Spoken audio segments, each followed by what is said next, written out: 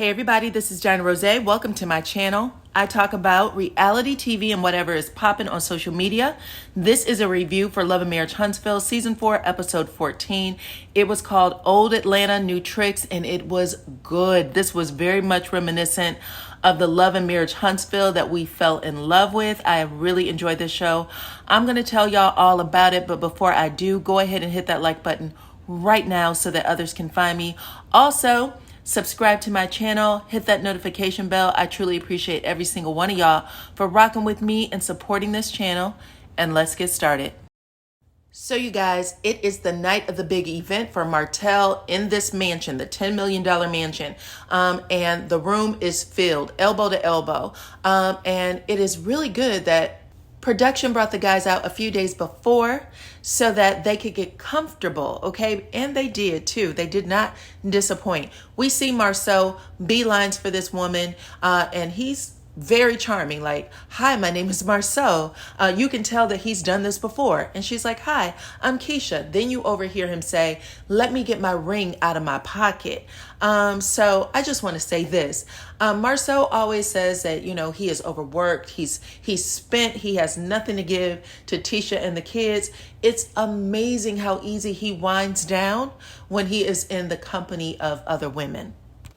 Then we have Martel getting his flirt on. He is supposed to be taking pictures with the guests. And I guess there's a lady who catches his attention because he is staring at her like he could really have her later. And I mean, really, you could feel the creep vibe through the television. Then he says, act like you love me. And I was like, Martel, you have to have some moment in your day when you can turn that off. This is supposed to be your big night. You're supposed to be pushing your wine, making sure that everybody walks out of there with a real story about who you are, what you're doing, what this wine is about. You didn't get that at all. And then we have Uncle Sam. Now this man, he stole the entire scene, okay? I don't think he did it intentionally, but he did it all the same. I do want to say that Martel's uncle was very handsome. He was clean cut. His wife was there. Just a very, like, you could just tell, like, upstanding guy. And he was super proud to be there in that room. I mean, when he saw his nephew, he like lit up like, hey man, just so proud of you. You know, everything Martel's been saying this season about leaving a legacy that he wants to leave behind for his children, and it's named after his grandmother, and you know, blah, blah, blah, blah, blah. And I'm not even trying to say that in a mean way. I'm just saying that we've heard him talk about it for weeks now. So it was really shocking that when Martel was asked to stand up and talk about the wine, to get up and talk about the wine, Martel had nothing to say about the legacy, about his grandmother. He literally just got up and said, hey, you know, the wine is named after my grandmother, and I'm just happy to have some shit and, you know, to own some shit and, you know, to be here and all of y'all are with me and helping me enjoy this shit. And I'm not even kidding. Everything he said ended with the word shit. Even Marsau was like, well, damn, I think we're all here to be a part of the shit. Like, Martel had made a decision to get up and wing it, and it was a bad idea. And for everyone who knows Martel and knows that he should plan. I mean, for as long as we've been watching the show, we know that Martel should plan for things.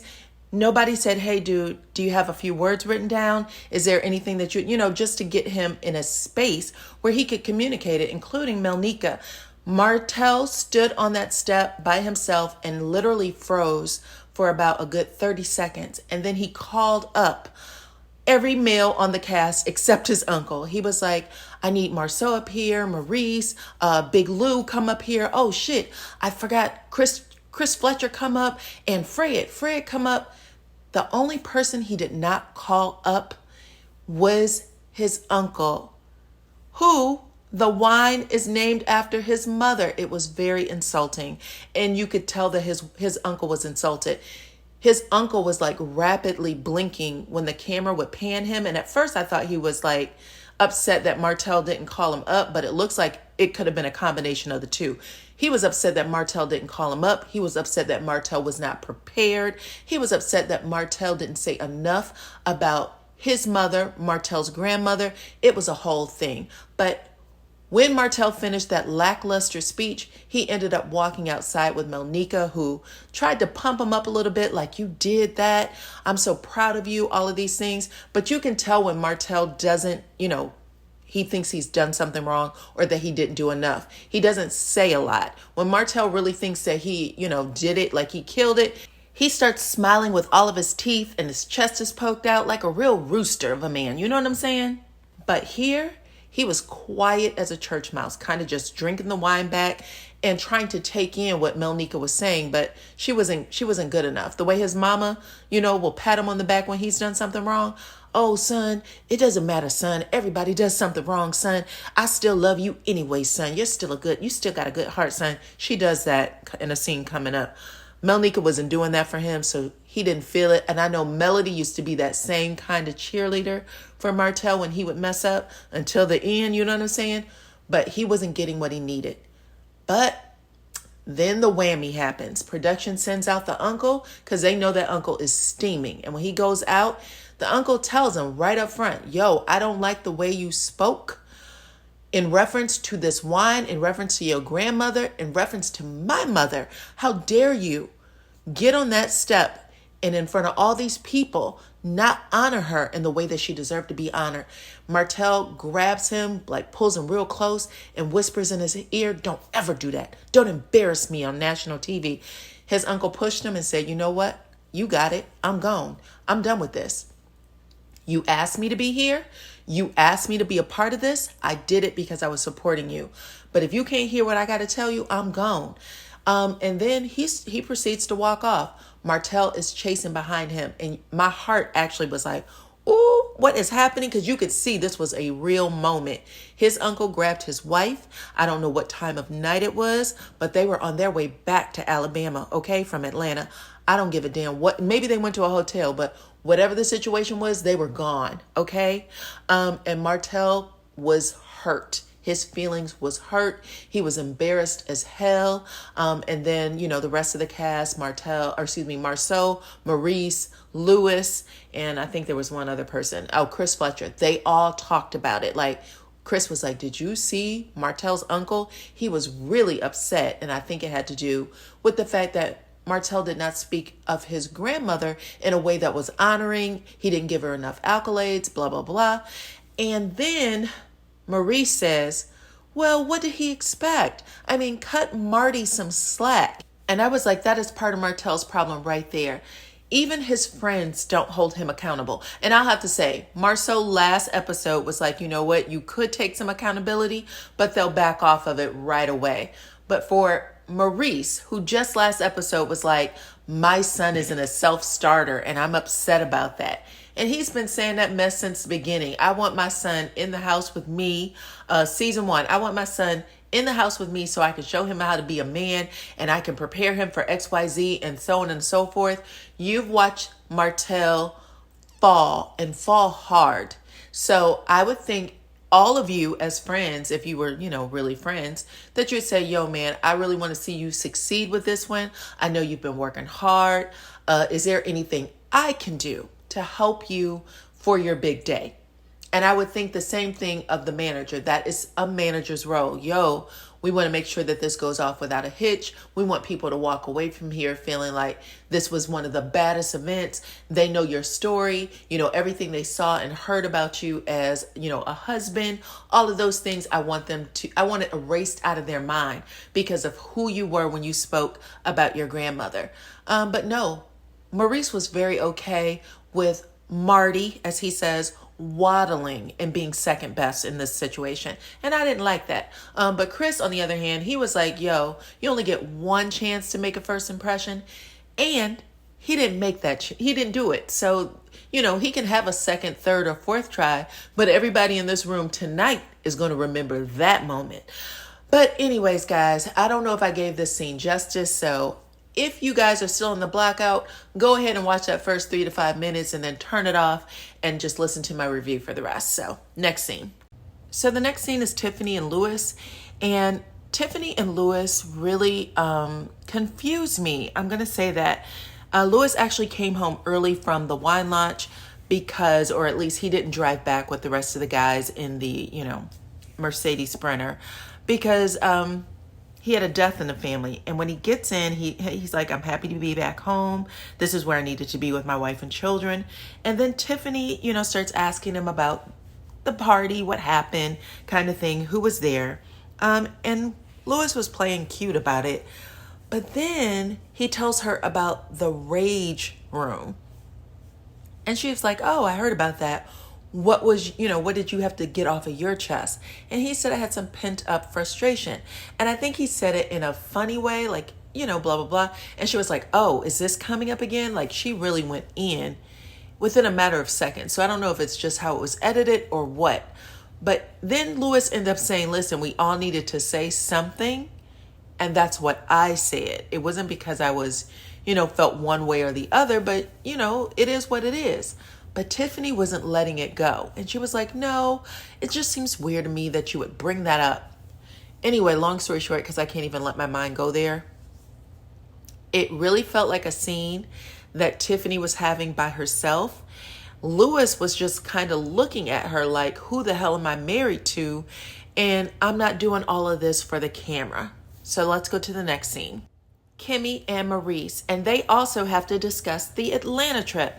But Kimmy starts by saying that she had the house all to herself and she really enjoyed it. She really enjoys recharging, but she did say she missed everybody. I always feel like when Kimmy is talking to Maurice, that Maurice checks out. It's like he really doesn't care what she says. I don't know. That was the look he was giving me. But anyway, she's like, I want the truth. Tell me what happened. Where did you guys go? What were you doing?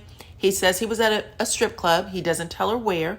Then he says that she asked him, did you touch anyone? He was like, define touch.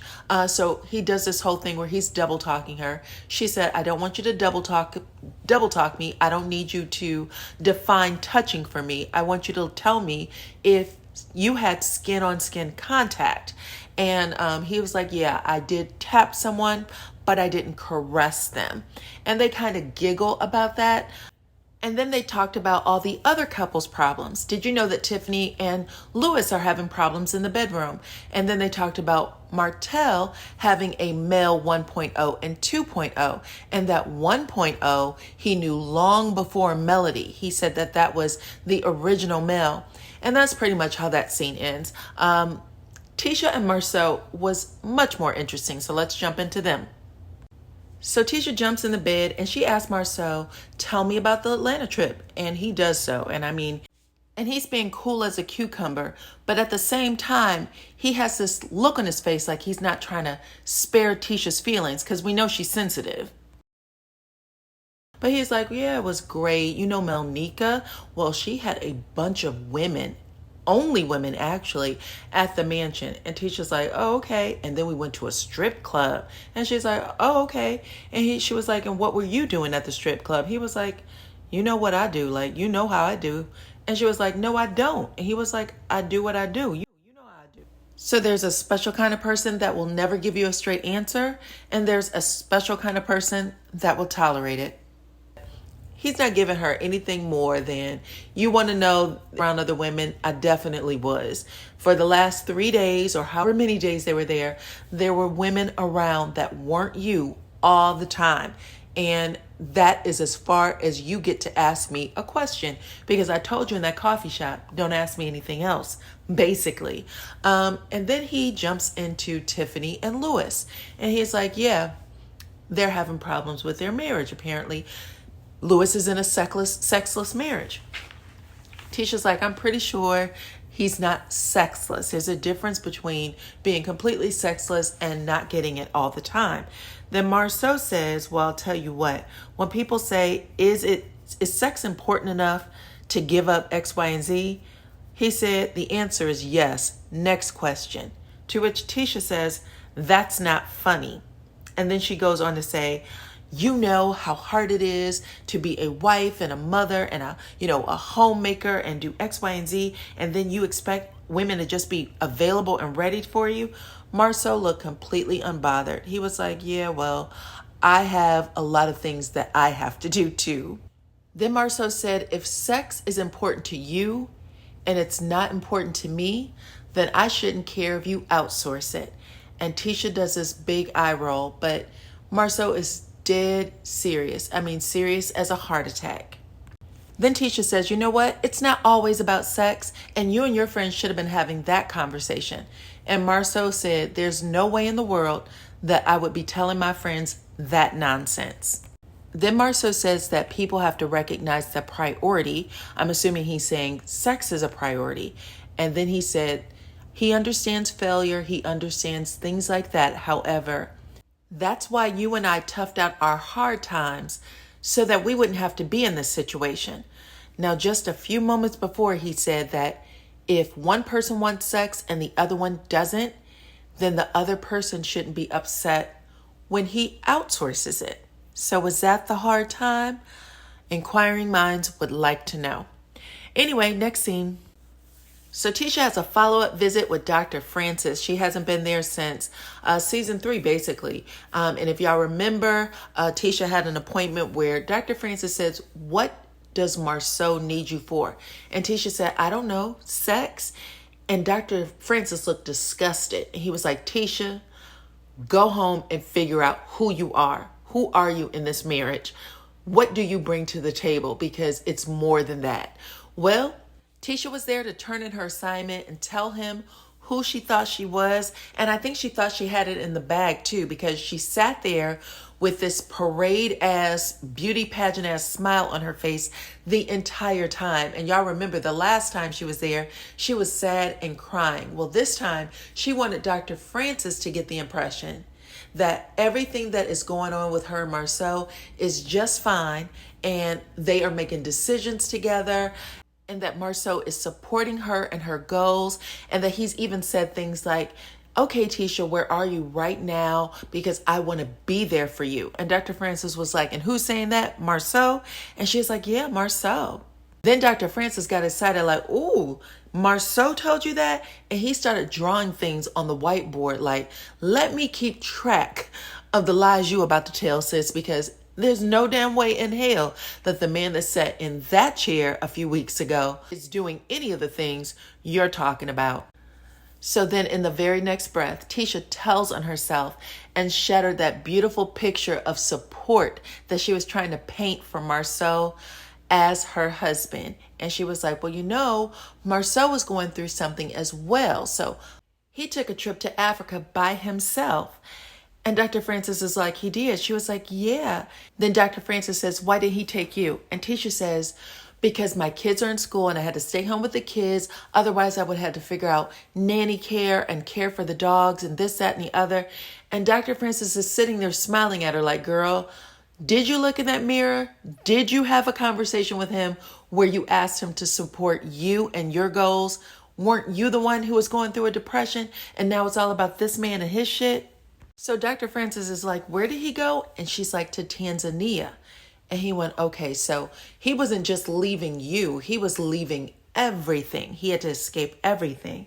And she was like, yeah. And he was like, and you were okay with that? She was like, well, I wasn't at first, but you know, I realized that that's just who Marsau is. He does things last minute.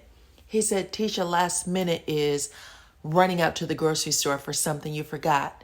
Tanzania is something you plan. It may have been last minute that he told you, but he thought about it and planned it months ago or weeks ago. Either way, it was long before it came out of his mouth and he said it to you. You guys, at one point in the scene, Dr. Francis looks like he's looking at a camera guy or something like, is Tisha okay? Like, does Tisha need to be rescued from her situation? Because Marsau has her in a land of stupid. That is what it looked like. Then he tells Tisha that there is a dependency issue in her relationship, and that basically Marsau knows that he can come to Tisha with anything at any time and that she would accept it. And that if Tisha doesn't start confronting Marsau on his bullshit, that she's going to have a problem.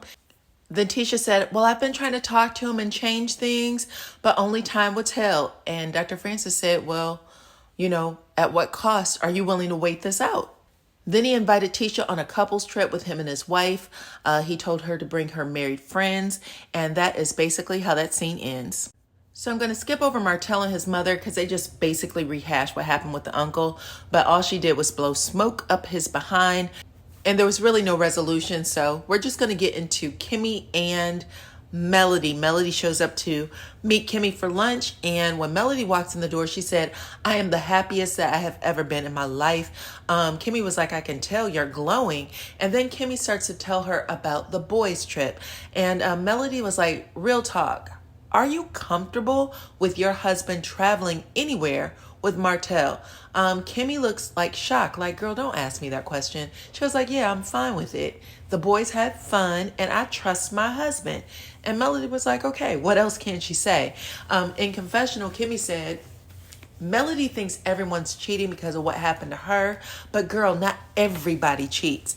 And there wasn't a person watching who wasn't thinking, "Kimmy, stop lying. You know damn well you were worried about what that young man was going to be doing in Atlanta with Martel." Then she told Melody about the wine event and about Martel's uncle being upset. And then Melody said, "Oh, okay. Who was the party planner?"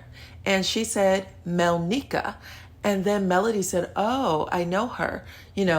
Gave the history. She's supposed to be a friend of an elementary school, a middle school friend of Martel's, and she also planned my wedding. And she quit 2 weeks before the wedding. Martel and I were on a three-way with her, and she basically called Martel out for cheating and some other things. Now, this was an interesting scene because in the online, or excuse me, on the trailer, Melody says, I thought she wanted Martel, but she actually did not say that in this scene. So I don't know if they're going to pick that up next week, but it was not discussed here. But she goes on to say that she ended up having to get Melnica's mother-in-law to finish the wedding plan 2 weeks before a big day. And she said that because she was 22, she didn't believe Melnica, that Martel was on the phone saying, "How dare you lie, da-da-da-da." And she said, at 36, she would believe it. So it's interesting what is going on here, but we will see what happens next week. The best scenes in this episode was definitely the first one with the event, the wine lunch event, and then also Tisha and Dr. Francis was really good. But you guys let me know what y'all think. Please like this video, subscribe to my channel, and I will talk to you all on the next one.